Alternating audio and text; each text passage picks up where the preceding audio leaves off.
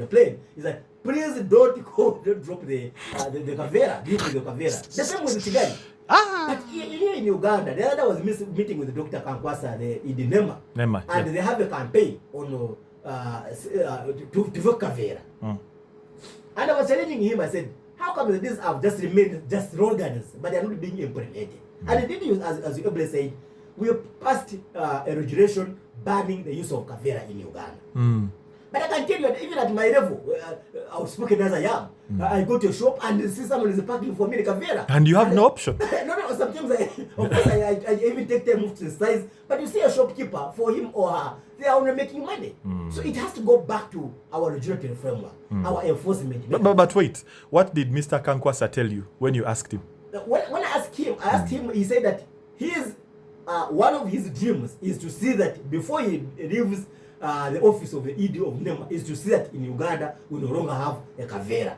That is his commitment. And indeed, it's simply serious. It's simply serious to me. But for me, I think that, and that's why I would want to rally our dear listeners.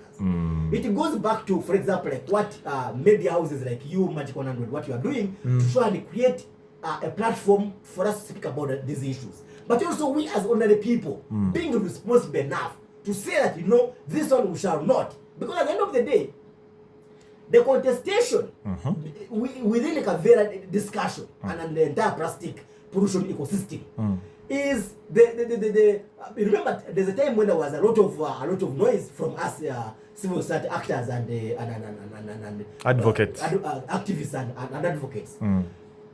Government came out and said, you see, we are going to ban this size of 30 microns. And then any Kaveera which is below that will not be allowed in the market. But the industrialists, the people in the Uganda Manufacturing Association and what, they came out very strongly and they even met the president. And they convinced him and persuaded him that they had paying taxes. They even said they had already imported the Kaveera, so it had to be sold off first before this would be implemented. So I remember that time the Honorable Minister, Mene Chambadi, was the Minister of Trade and Industry. And there was a lot of back and forth conversation. Yes. So let me state this. We as a country, there is no person that is going to save our environment of Uganda apart from we Ugandans.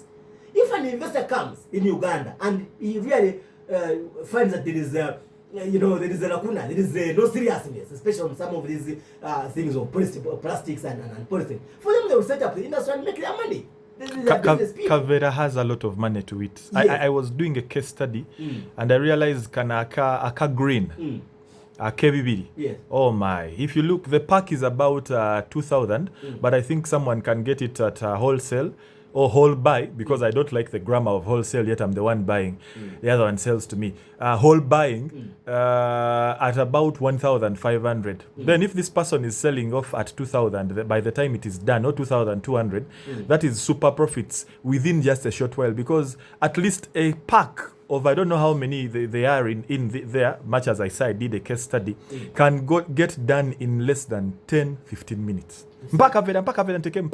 Before you know it, this person has cut about 10 to 20 packs in just one day or a few hours. Allow me to our people to understand the reason why we are against the Kaveera. I just made them understand. I just made them understand why Kaveera is still existing. The money attached to it is so much. Now make them understand why we are fighting it. The reason why we are speaking out and aggressively pushing back on the Kaveera pollution in our environment is that when you look at the scientists, the environmental scientists show us that it takes thousands of years for this Kaveera to get out of our environment. In taking one away, they are non-biodegradable. It takes them a lot of time. You will give birth to a child, the child will find the Kaveera in the But let me ask. Again, so Robert, can't acid destroy Kaveera? So perhaps if we had a way of like a furnace where we can collect all Kaveera, if we cannot recycle it better, and then have that acid consume it completely, like it's gone. In your preamble, you talked about how can we recycle better. Definitely. And indeed, for us, we are advocating for this. We talk about the 5R. Number one, as I said, refuse. Personally, I am refusing. Okay. Okay? Okay. Probably you need the hardcores like us to refuse. You say, no, don't give me. Don't give so me. when another person also refuses, another one also refuses, if Kate also refuses, so you have now a multiplier effect. So you influence people in your homesteads. Once there are no Kaveeras in the homestead, then it goes down. 2, recycle. Because as I've said, there are some people who innocently, they don't have an alternative, and they pick the what? They recycle. So the recycling method, we have been pushing it. It should be the company that should be able to go down and recollect these Kaveeras and these plastics out of the environment and be able to undertake that to this they recycle. But right now, what we are having, that ordinary people, they are the ones who are just burning, then maybe water. using Kaveera for another something. As a country, we must be deliberate in how do we recycle this Kaveera from the environment, and how do we recycle better. Because also burning, you produce fumes which now contribute to what I would later on conclude the respiratory effect of polluting the air quality.